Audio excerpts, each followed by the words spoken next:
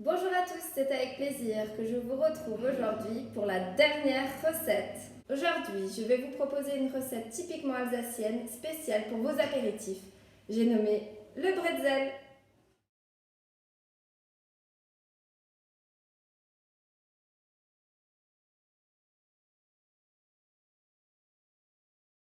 Je vais reprendre avec vous les différents ingrédients dont vous aurez besoin pour réaliser les bretzels.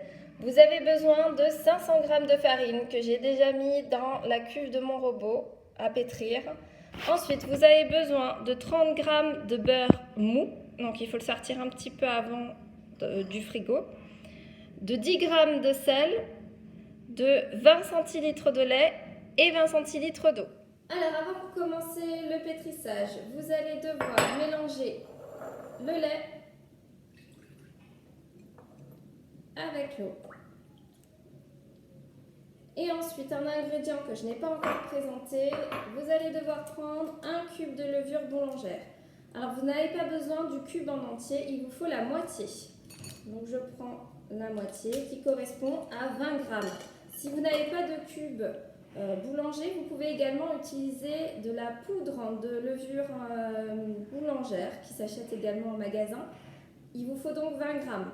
Une fois que vous avez votre levure, il suffit juste de la dissoudre dans le mélange eau et lait. Et vous pouvez y aller avec une cuillère ou avec les doigts, comme ça vous sentirez mieux si c'est bien dissous.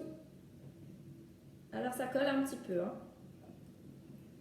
Bien, maintenant que vous avez dissous la levure boulangère dans le mélange eau et lait, il vous suffit donc de rajouter dans votre cuve ou dans votre saladier, si vous le faites à la main, le mélange eau et lait avec les 500 g de farine. Ensuite, vous rajoutez également le beurre mou et les 10 g de sel. Maintenant, il vous suffit de pétrir le tout 5 bonnes minutes si vous avez un robot, sinon à 10 à 15 minutes à la main avec de l'huile de coude comme on dit. C'est parti! Voilà, ça y est, ma pâte est pétrie. D'ailleurs, au toucher, elle doit vous paraître toute lisse et non collante. Si c'est le cas, rajoutez un petit peu de farine. Maintenant, il ne vous reste plus qu'à laisser monter la pâte pendant 1 h 30, pas loin d'une source chaude, au soleil, peu importe, mais il faut qu'elle se repose pendant 1 h 30. À tout à l'heure! Voilà, au bout d'1 h 30, votre pâte est bien montée. C'est le moment de la diviser en petits pâtons. Donc je vais l'enlever. J'ai fariné d'abord mon plan de travail. Et voilà. Je récupère tout ce qu'il y a à l'intérieur.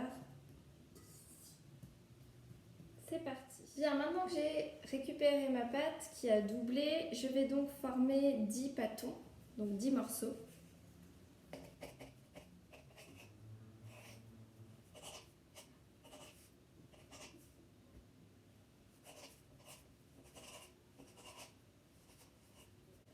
Voilà, j'ai mes morceaux et maintenant, il va falloir tout simplement les rouler pour en faire comme des ficelles. Allez, c'est parti!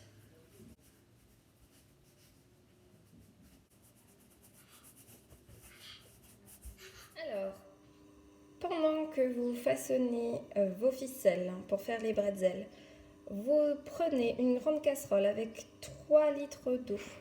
Puis vous prenez également 110 g de bicarbonate alimentaire pour pouvoir faire la saumure. Vous versez dedans et vous laissez bouillir. Et vous laissez bouillir. Une fois l'eau bouillie, nous y plongerons nos bretzels qui seront formés pour qu'ils puissent avoir cette croûte qui est bien croustillante que l'on connaît bien sur les bretzels. Voilà en visu vos ficelles. C'est parti maintenant pour le façonnage. Alors d'abord, vous allez positionner votre ficelle comme ceci. Ensuite, vous allez croiser, puis recroiser. Et vous allez rabattre de chaque côté.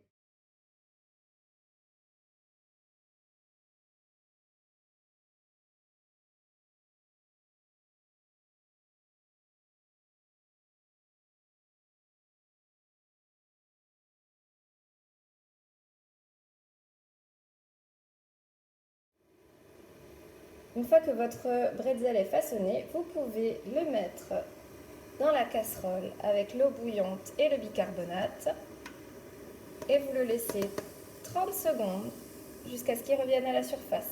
Puis vous le disposez sur une plaque.